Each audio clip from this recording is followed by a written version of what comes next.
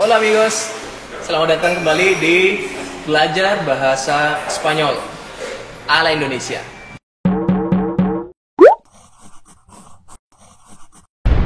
Jadi pada kesempatan kali ini kita ada program baru namanya Obrolan Bebas.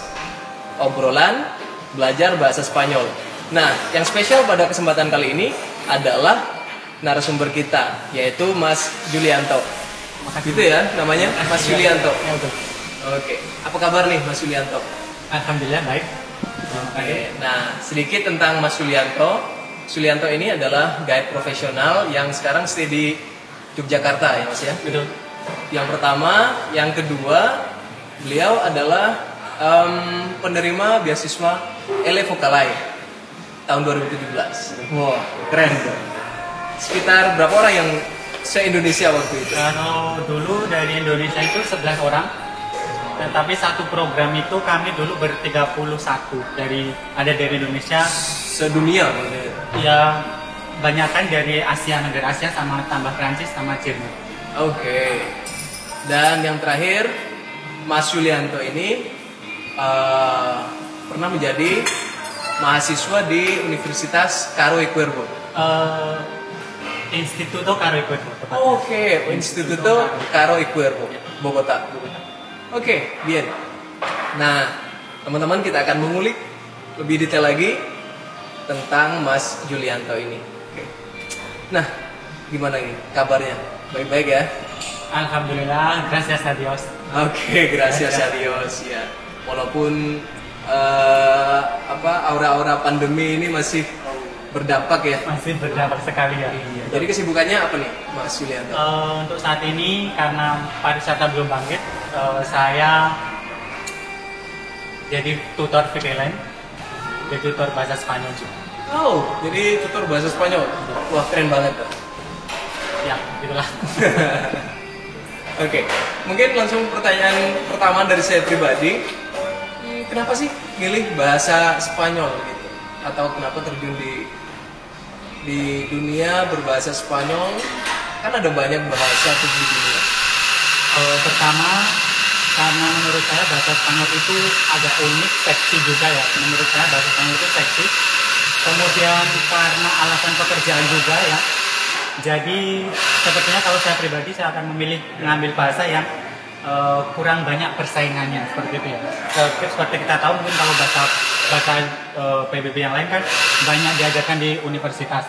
Jadi untuk alasan pekerjaan kita harus memilih satu yang minim persaingan mungkin seperti itu. Karena bahasa Spanyol setahu saya di Indonesia nggak diajarkan di satu universitas pun. Jadi menurut saya itu unik. Oke. Jadi karena unik dan mungkin eksklusif ya. Karena tidak banyak kan? Karena tidak banyak, betul. Oke, teman-teman. Kayaknya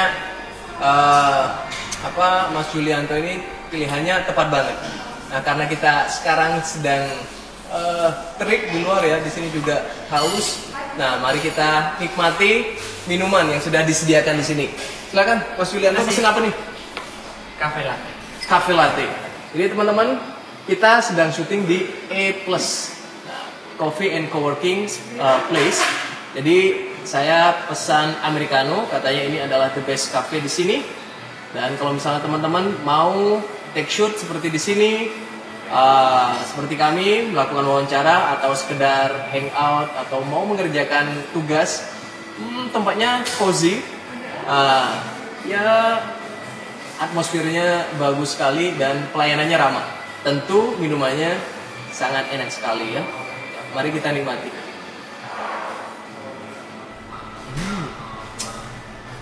Kopinya terasa banget. ¿Cómo es el café? Pues está riquísimo. Me encanta el café y creo que me fascina el café. Jadi cerita sedikit tentang kopi karena saya juga pernah di Kolombia. Saya nggak pernah minum kopi karena saya berpikir kopi itu adalah minuman orang tua dulunya. Tapi setelah berada di Kolombia sekitar beberapa waktu, mindset tersebut berubah.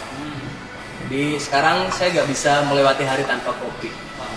Dan salah satu tempat favorit saya adalah A+, Coffee and Coworking Place. Oke.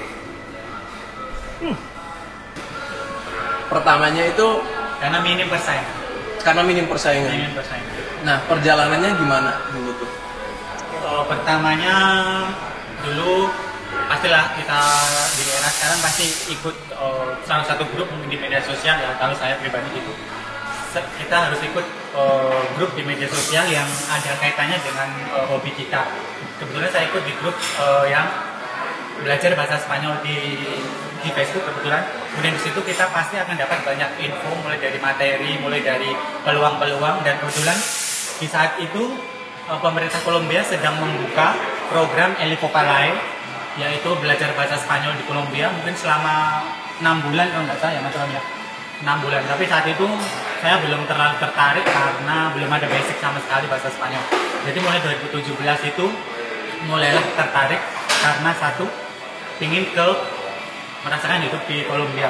Sebetulnya bukan karena bahasa Spanyolnya awalnya ya, cuma ingin gimana sih rasanya hidup di luar negeri gitu aja sebenarnya. Tapi harus, karena di Kolombia berbahasa Spanyol, jadi mau tidak mau kan kita harus punya basic ya, punya basic bahasa Spanyol. Mulailah di saat itu mulai kita cari bahan, kita beli buku sendiri, dan mulai belajar otodidak di saat itu. Otodidak? Awalnya otodidak. Harus. Jadi yang memotivasi apa nih? Motivasi utamanya? Oke. Kalau yang memotivasi yang pertama satu tadi ya, karena di saat itu juga kita pingin adalah dapat peluang di dunia pariwisata, di guiding gitu sebenarnya. Pertama itu, kedua karena bahasa Spanyolnya itu minim persaingan, bisa dibilang, kalau saya bilang gitu minim persaingan. Yang ketiga, seandainya dapat yang program El Vocalae itu, kita bisa belajar bahasa Spanyol di Kolombia itu totalmente gratis, totalmente gratuitan. Gratis, tis. Iya, sangat menarik ya. Gratis, tis. Jadi teman-teman kalau misalnya pengen belajar bahasa Spanyol dan dibiayai pembelajarannya gratis, semua kehidupan kita di sana ditanggung, bisa ditanggung, tiket PP ditanggung. Betul. Nah, itu El Vocalae. Betul. Kalau La beca se llama El Vocalae ya. El Vocalae, ya pero di tahun saya sedikit ada perbedaan. Di saya kebetulan penerima di tahun 2019 itu namanya sudah berubah. Jadi itu namanya Embajador Bogota 2019. Jadi duta duta Bogota tahun 2019. Karena itu programnya cuma dari pemerintah kota Bogota. Jadi kita fokus tinggalnya di Bogota juga, belajar di sana. Kemudian kita turut mempromosikan Kolombia atau utamanya kota Bogota sebagai destinasi pariwisata yang menarik. Oke. Nah, kira-kira karena beasiswanya menarik nih ya, gimana nih? Nemunya itu gimana informasinya? Beasiswa itu? Nemunya pasti seperti yang saya bilang tadi di grup Facebook ya, di grup Facebook. Kemudian kebetulan saya mengikuti page-nya Kedutaan Besar Kolombia di Jakarta, dan itu sebelum pandemi setiap tahun pasti ada program tersebut dan pasti diposting di Facebook. Jadi kita nggak bakal ketinggalan informasi untuk mendaftarkan diri. Oke. Beasiswa itu. Jadi kalau misalnya teman-teman pengen tahu informasi tentang beasiswa El Vocalae atau Embajador de Bogota 2019, pantengin fanpage-nya Kedutaan Besar Kolombia di Jakarta. Nah, tuh, kalau misalnya kalian pengen belajar bahasa Spanyol gratis, dibiayain pulang pergi, hidup di Bogota, nah, itu. Fanpage atau page itu? Fanpage-nya kayaknya. Fanpage. Pokoknya itu harus ketik aja Kedutaan Besar Kolombia ya Kak. Oke, nanti kita akan sertakan link di deskripsi di bawah. Nah, sebelum berangkat nih, pasti kan ada ribet ya, keriweh gitu loh. Apa nih tantangannya pas waktu apply dulu, pas waktu apply? Sebetulnya saya sudah apply itu tahun 2018 ya, saya apply 2018, mulailah kita cari-cari dokumen ya yang diperlukan. Entah paspor lah, entah surat keterangan sehat dan lain-lain, pemeriksaan kesehatan juga seperti bebas dari penyakit mati yang berat, itu wajib dulu. Surat keterangan tersebut harus kita cari. Kebetulan saya belum beruntung di 2018, saya cuma nothing tulus sebetulnya ya, saya apply, kemudian lolos dokumentasi, dokumennya lolos, baru dapat kesempatan interview tahap pertama. Dan saya belum beruntung, Saya berhenti di tahap pertama. Kemudian saya coba lagi di 2019. Itu baru alhamdulillah lolos. Gitu, jadi harus menunggu 1 tahun dulu ya. Iya betul. Karena mungkin ratusan bahkan ribuan ya. Betul. Nah, Jadi harus selalu mencoba ya, nothing tulus. oke, jadi teman-teman ya udah survive aja, nanti tulus dan tetap berusaha. Betul. Kalau rezeki nggak kemana. Nah, kira-kira apa nih faktor apa selain keberuntungan ya? Pasti kan beruntung itu faktor yang lain. Nah, faktor apa yang menurut Mas Yulianto membuat Mas Yulianto keterima atau membawa Mas Yulianto ke Kolombia? Aktor mungkin saya kurang tahu. Pertama pasti keberuntungan ya. Yang kedua mungkin dilihat dari kesungguhan peserta ya. Karena di angkatan saya 2019 itu kebetulan beberapa peserta dari kami itu sudah apply di tahun-tahun berikutnya dan belum beruntung. Kemudian di 2019 kita apply lagi. Mungkin karena dilihat Ada track recordnya kan? mesti ya saya kan juga lihat kok ini si A ini Orang ini pantang menyerah. apply terus, mungkin salah satunya itu. Jadi jangan patah semangat. Oke. Nah, Oh ya satu lagi, Iya. mungkin harus punya basic ya, karena nanti di sana juga akan ada penempatan di universitas tertentu tergantung level kita. oke. Jadi teman-teman, karena memang setiap beasiswa itu ada term and conditionnya, jadi ada syarat dan ketentuannya. Silakan dan tiap tahun kayaknya beda-beda ya. Tapi minimal kita punya basic bahasa Spanyol agar kita bisa survive lah. Betul, basic lah minim kita punya Spanish basic untuk bertahan hidup kita, untuk komunikasi sehari-hari setidaknya. Oke. Nah, sekarang setelah sampai di Kolombia nih, apa kesan pertamanya? Karena Kolombia adalah negara asing pertama yang saya kunjungi. Awal-awal saya nggak merasakan ketertarikan apapun ya, awal-awal itu masih biasa-biasa aja. Oh, seperti ini. Tetapi biasa mungkin lambat laun setelah beberapa hari, minggu pertama, minggu kedua baru kita merasakan suasananya nyaman. Kebetulan kalau di Bogota itu terletak 2.600 meter di atas permukaan laut, jadi cuacanya dingin, sejuk. Yang biasanya saya dari Jogja panas, ketemu kota yang sejuk dingin, pasti akan betah.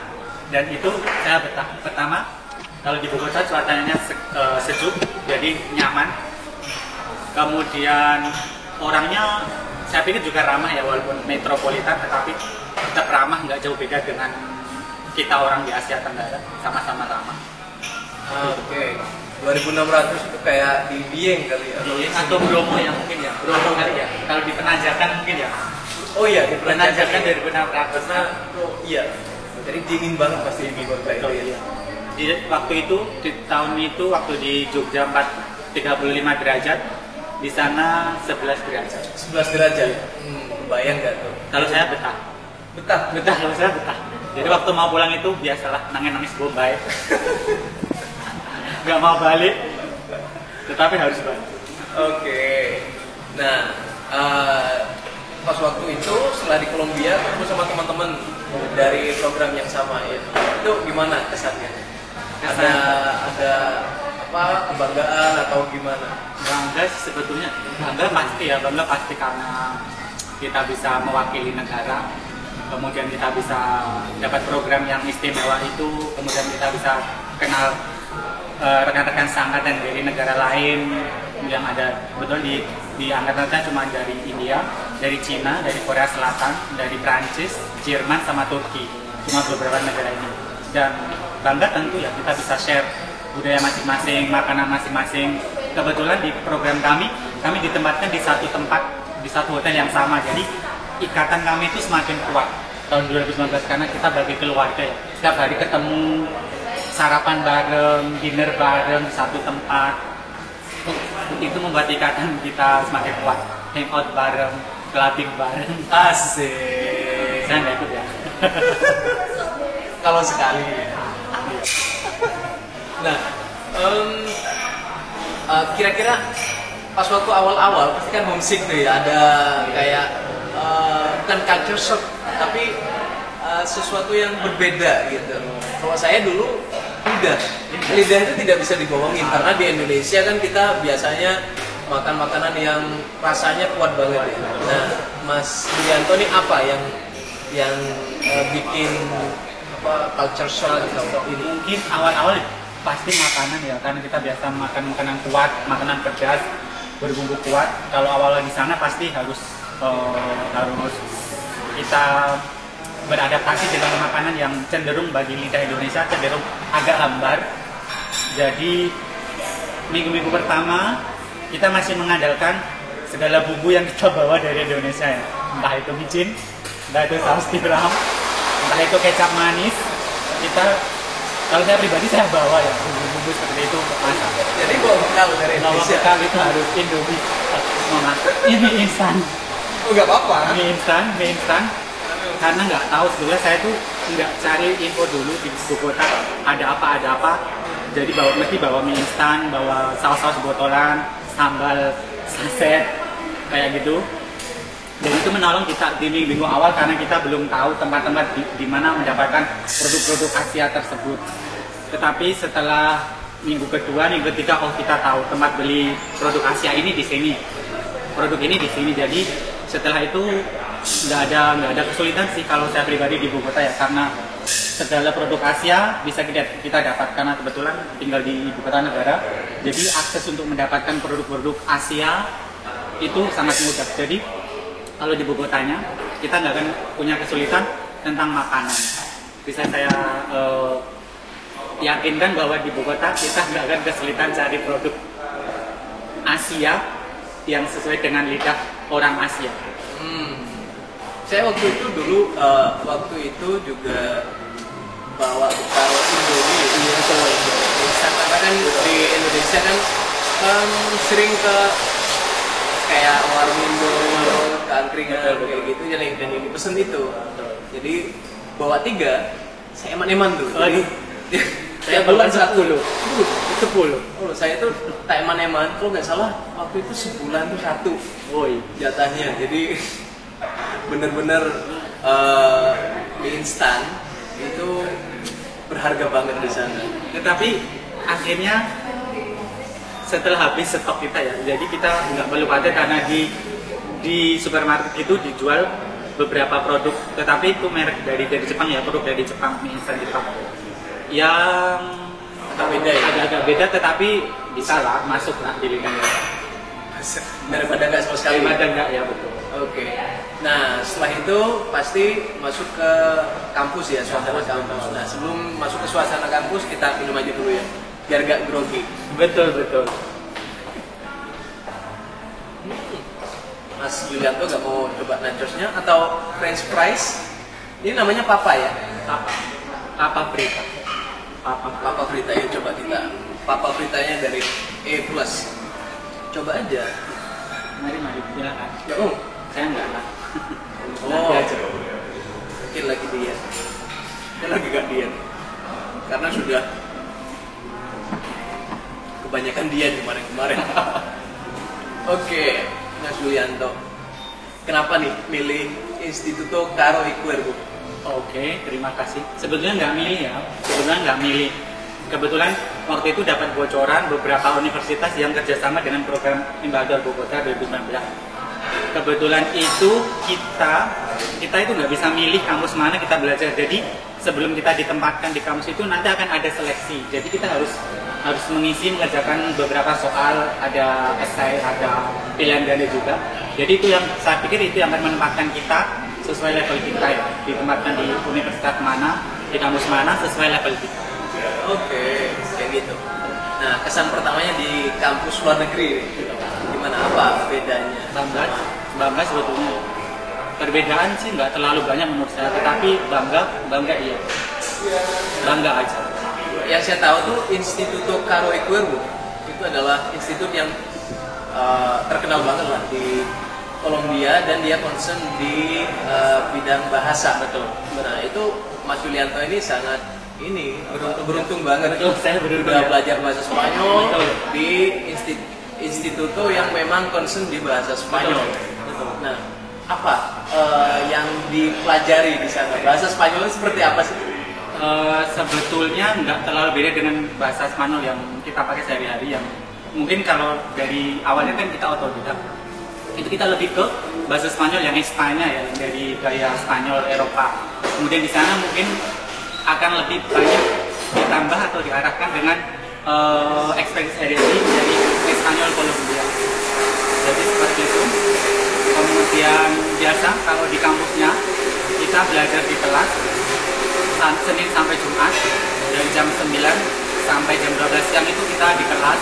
Kemudian setiap Jumat kita nanti akan ada keluar ke destinasi wisata di dalam kota Bogotanya, sekaligus mungkin kelas lapangan kayak gitu ya, kelas lapangan di tempat-tempat wisata. Kemudian nanti akan ada pemandunya yang akan memandu kita. Jadi saya sangat beruntung karena basic saya di guiding, di sana dapat kelas juga guiding di Bogotanya, walaupun nggak praktek ya, kita cuma mendengarkan layaknya turis, tapi saya pikir saya beruntung.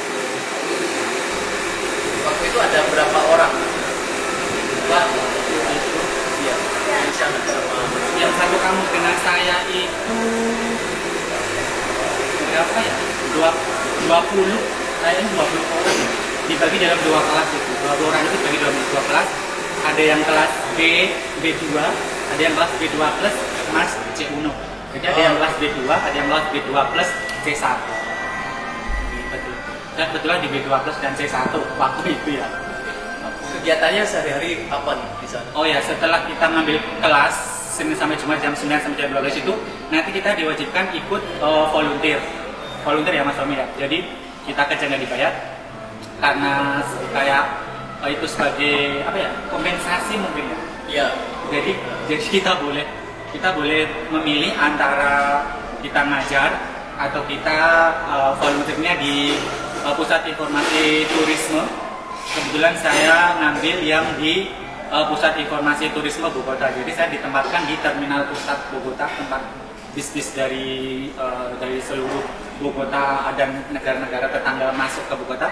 Di sana nanti kita akan diajari cara mungkin kita memesankan hotel buat tamu yang baru datang. Kemudian kita akan membantu imigran Venezuela yang membutuhkan informasi bantuan sosial kayak gitu. Kemudian kita nanti akan diajari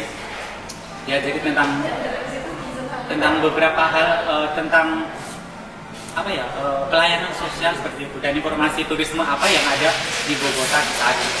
Oke, jadi kalau misalnya teman-teman keterima nanti di beasiswa tersebut, teman-teman akan diminta untuk berkolaborasi dengan asosiasi lokal yang diminta kesediaannya untuk ini berdedikasi, ini untuk feedbacknya ya, betul, kontribusinya untuk negara Kolombia. Betul, dan saya pikir itu juga satu kesempatan yang bagus ya, karena belajar nggak hanya di kelas. Jadi kita pas volunteer itu kita malah akan dapat lebih banyak pengalaman ya, karena kita terjun langsung, praktek langsung dengan orang-orang lokal sehari-hari. Jadi kita nggak terpaku pelajaran di kelas. Itu sangat bermanfaat. Oke, nah pengalaman yang paling berkesan di Kolombia apa nih? Semuanya berkesan ya. Semuanya berkesan. Jadi susah milih yang paling berkesan gitu. Karena itu kayak Kolombia adalah kayak sebetulnya negara pertama yang saya kunjungi ya. Negara pertama di luar Indonesia saya kunjungi. Jadi bagi saya mungkin kayak cinta pertama. Oh, kayak cinta pertama. Jadi susah move on dari cinta pertama. Kalau saya. Oke. Nah, berhubung Mas Julianto ini juga tour guide, kita mungkin bisa geser sedikit ke pariwisata atau jalan-jalan lah. Siapa sih yang nggak pengen jalan-jalan kan sekarang? Apalagi kalau misalnya keterima di beasiswa tersebut, jalan-jalannya juga dibayarin. Betul. Nah, tempat yang paling favorit nih ketika jalan-jalan di Kolombia. Gue kemana aja Kebetulan saya kemudian programnya tinggalnya di Bogota ya, di Bogota negaranya, di Bogota. Kemudian karena cuma kita dapat libur itu cuma Sabtu Minggu, jadi hanya dapat 2 hari liburnya. Jadi kita harus bisa mengarrange tempat mana yang kita kunjungi. Paling saya itu cuma perginya ke provinsi terdekat dengan Bogota ya. Contohnya yang saya pernah pergi ke Armenia, Baye de Kokora, itu juga bukan Latmek ya. Mas Rami juga pernah ke sana pasti itu. Saya hidup di situ. Betul. Baye de Kokora kalau ke Kolombia harus datang ke Baye de Kokora. Betul. Betul. Itu sangat recommended. Betul. Kebetulan Baye de Kokora itu kalau dari Bogota itu 8 jam ya naik bis malam. 8 jam. 8 jam betul. Wah, overland itu ya. Iya betul, 8 jam. Dari Bogota jam 8 malam, kita sampai di terminal Armenianya itu jam setengah 5 pagi. Dari jam 8 sampai Jam 8 malam kita sampai di Armenia setengah 5 pagi. Nah, Baye de Kokora itu apa yang membuat Baye de Kokora itu spesial? Baye de Kokora itu spesial ya, sangat spesial karena di sana itu suatu lembah. Kemudian di sana tumbuh pohon, kalau saya bilang endemik atau pohon nasionalnya Kolombia ya, Palma de Acera ya, kalau nggak salah saya ingatnya itu Palma de Acera. Jadi sejenis palem yang tinggi itu, jadi itu kayak lambang kayak pohon nasional dari Kolombia. Jadi muy recomendable. Oke. Sangat recommended lah. Jadi kalau misalnya teman-teman ke Kolombia tuh di list Baye de Kokora. Baye de Kokora di Armenia. Armenia. Nah, kita ngomongin tentang ini karena itu kan tempat favorit ya di Kolombia. Kehidupan di sana nih, apa yang berbeda dengan di Indonesia? Kalau berbeda-beda banget itu, saya pikir nggak ada ya. Kalau taraf hidup atau biaya hidup, sepertinya masih 11-12 lah dengan Indonesia, nggak terlalu mahal. Jadi hidup di Kolombia nggak terlalu menguras kantong ya. Karena kebetulan nilai tukarnya dari peso ke rupiah nggak terlalu sebeda, selisihnya nggak terlalu jauh.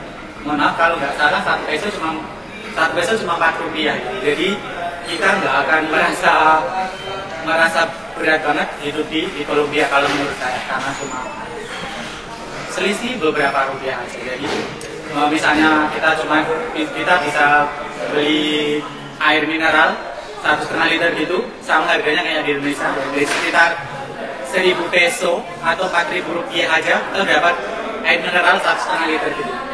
1,5 liter gitu. Kemudian kalau kita beli pollo asado atau ayam panggang ya, udah gede satu bagian gitu, cuma seharga 3.000 peso, sekitar 12.000 rupiah, kan sama ya kayak di Indonesia. Jadi nggak terlalu merasa. Oke. Nah, orang-orang itu, iya silakan. Bir lebih murah. Bir lebih murah ya. Oke. Cukup dengan 2.000 peso kita dapat 1 botol bir. Iya, itu kayaknya kalau nggak salah Corona dan lain-lain itu cuma 2.000 atau 3.000 peso itu Betul ya. Agila mungkin ya yang terkenal Agila ya. Jadi bir murah. Pasti pernah nyoba ya. Ya kan, teman-temanku kalau misalnya dia habis makan, ya ke bir gitu. Jadi pernah nyoba Agua Ardiente ya. Aguardiente Pernah nyoba? Pernah. Oke. Karena memang itu khasnya. Tolong ini di skip nanti ya. Pernah nyoba cica juga. Cica belum. Minuman fermentasi Kolombia yang dari jagung, yang beralkohol juga cica. Kayak ciu gitu ya kali ya. Betul, mungkin saya Indonesia pun. Mungkin kayak ciu atau kayak apa ya, congyang kali ya. Congyang ya, Semarangan itu ya. Oke, Semarangan. Mohon maaf kalau saya keliru, tolong dikoreksi. Apa? Jadi itu kan sesuatu yang khas dari Kolombia. Tapi memang likor atau alkohol di sana itu murah. Entah kenapa ya. Jadi di Indonesia itu taxnya tinggi. Jadi di sana ram dan lain-lain itu murah. Tapi sedikit informasi ya, di sana juga ada pembatasan untuk pembeli likor atau minuman beralkohol ya. Jadi di bawah umur tertentu tidak diperkenankan, jadi tidak akan dilayani.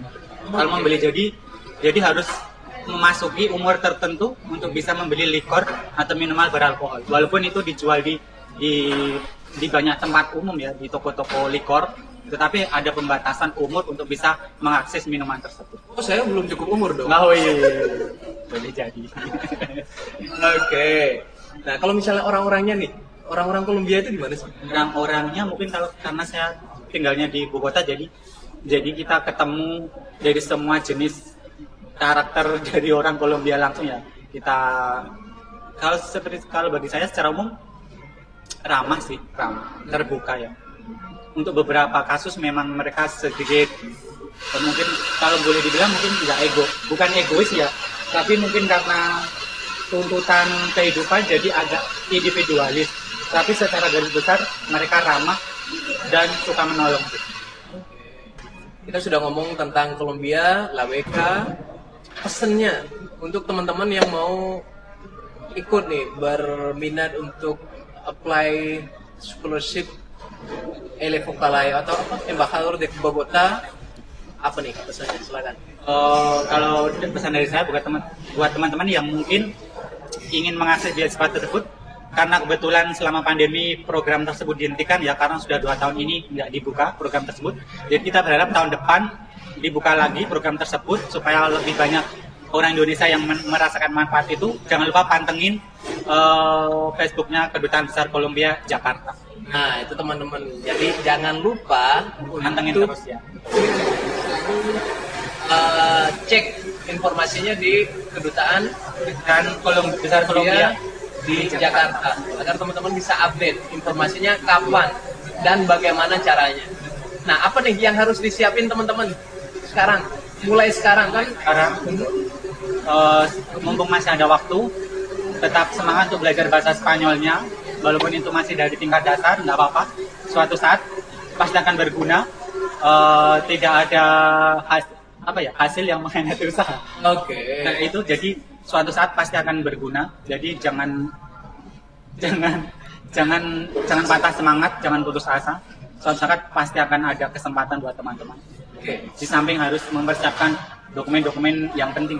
Oke. Nah, Mas Julianto, setelah mengikuti program Embajador de Bogota, apa kehidupan yang berubah nih dari Mas Julianto? Betul. Pertama, saya sangat bersyukur dapat mengikuti program tersebut karena satu, secara personal kita akan lebih pede ya. Lebih pede juga, lebih bangga. Kemudian di sisi pekerjaan kita akan lebih diakui sebetulnya ya. Kalau dalam kasus saya pribadi akan lebih diakui. Jadi akan lebih banyak tawaran masuk. Nilai jualnya Betul. nambah ya? Nilai jual kita akan sedikit better lah. Jadi yang sebelumnya kita nggak dapat kesempatan mungkin nggak dapat banyak dinamanya bookingan ya. Bookingan tawaran betul. Setelah dapat program itu, alhamdulillah ya, masuk ya. Sampai nolak kali ya? Belum saya nolak sih mas, tapi ya alhamdulillah. Jadi setelah ikut program itu kayaknya semakin diakui.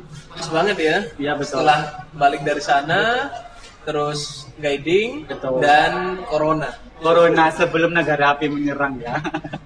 Sebelum corona menyerang. Mas Julianto, apa lagi?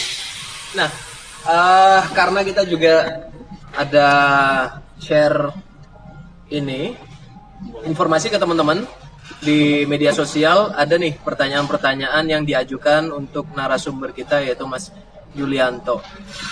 Yang pertama dari Mas Frederico Halim.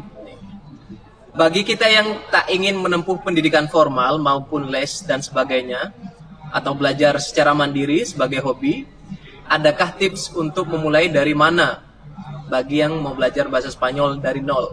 Oke. Kalau kebetulan kasusnya sama dengan saya ya, karena saya juga nggak punya pendidikan formal. Saya nggak ngambil kursus awalnya, kemudian saya nggak ngambil karena kita semua tahu ya di universitas nggak ada jurusan bahasa Spanyol. Jadi pertama kita harus otodidak. Kalau saya sarankan beli buku ya, beli buku. Kalau yang konvensional pastilah kita baca buku. Kalau sekarang medianya akan sangat banyak ya, entah dari YouTube, entah dari kelas online apa. Sekarang itu pasti banyak bertebaran, banyak info. Jadi pertama kita perlu otodidak dari buku supaya lebih paham. Mungkin dasar-dasarnya, grammar awalnya pasti dari buku aja. Jadi nggak harus kita ngambil pendidikan formal. Di sisi lain tetap ada jalan untuk belajar. Tapi memungkinkan nggak sih belajar otodidak bahasa Spanyol itu? Memungkinkan sekali, memungkinkan. Karena Mas Julianto saya sendiri mengalami. sudah mengalami. Di kasus saya sama seperti yang di pertanyaan Mas Frederico Halim. Itu terjadi juga di kasus saya. Saya awalnya juga otodidak, jadi saya memulai dari membaca buku.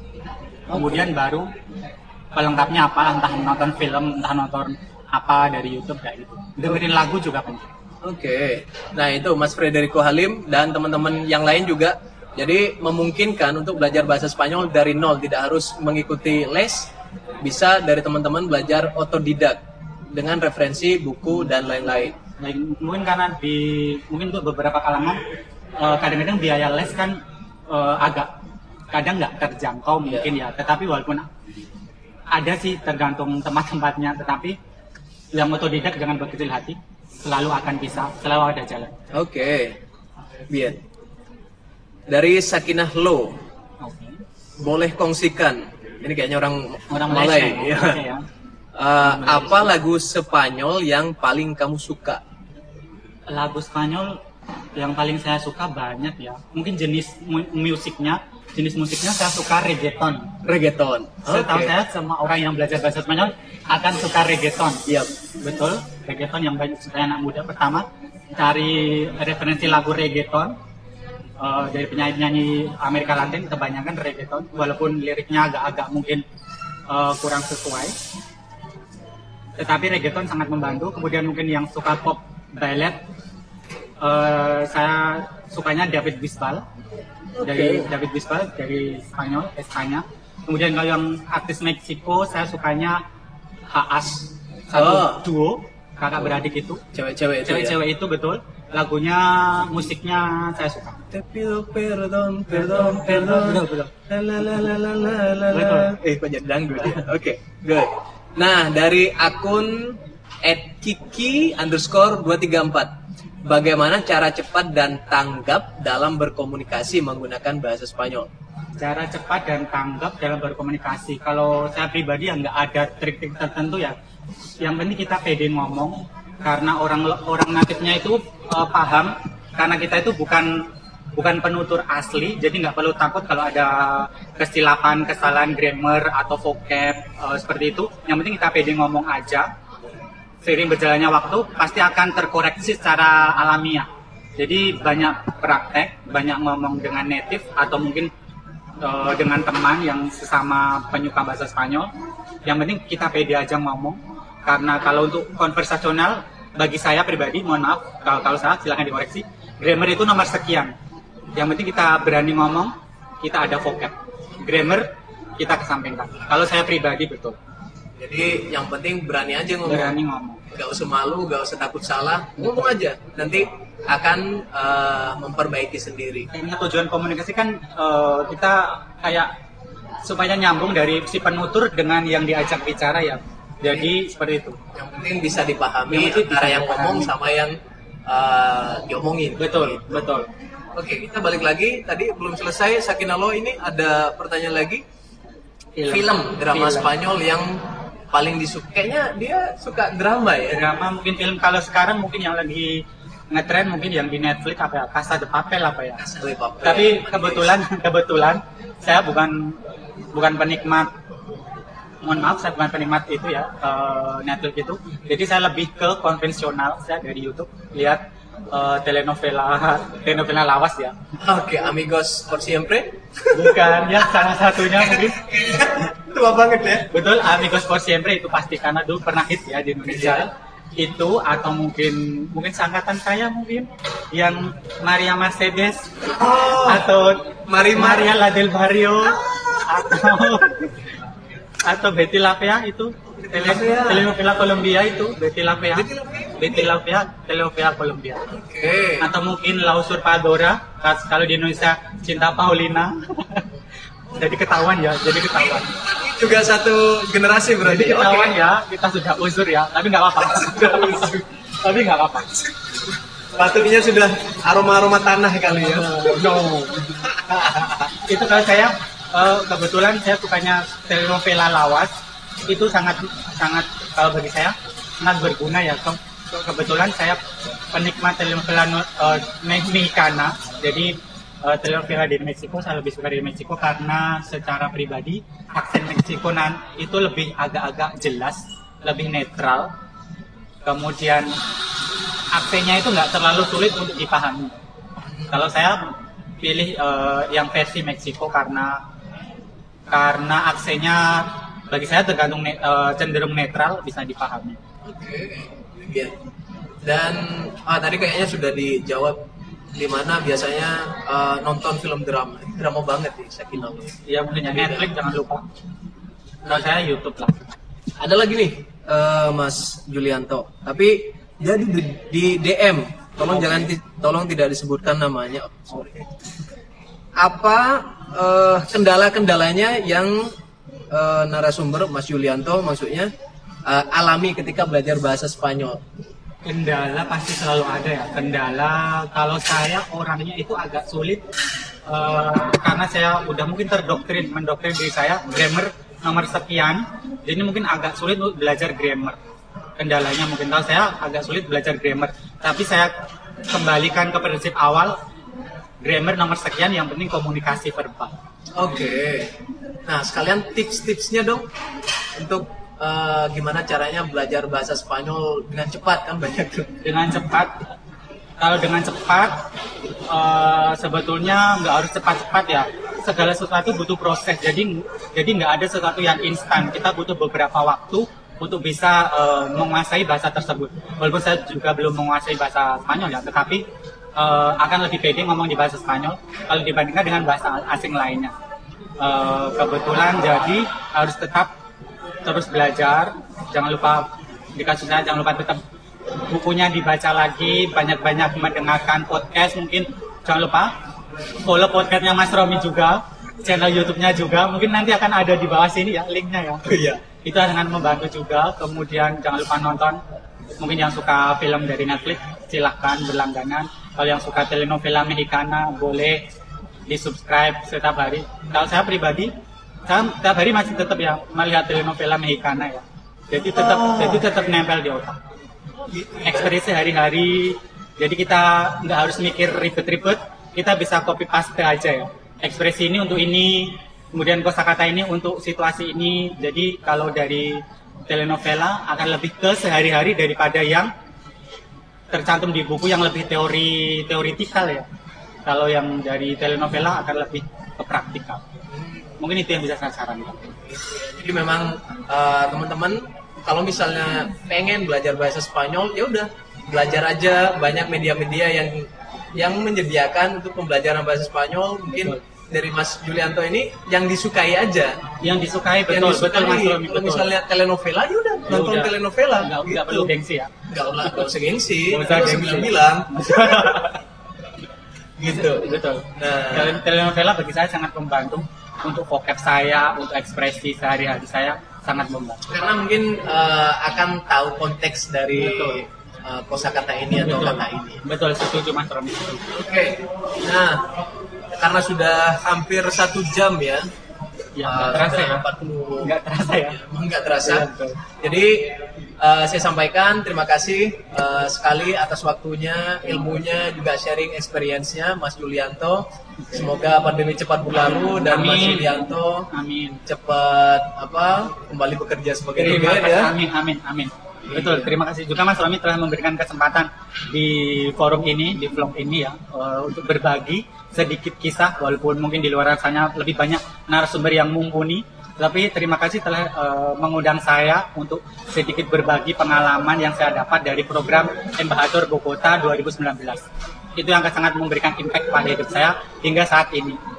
Oke, nah teman-teman jangan lupa like, share, komen, dan subscribe channel ini dan channel-channel belajar bahasa Spanyol yang lain. Kita ada di Instagram, YouTube, podcast, dan juga TikTok.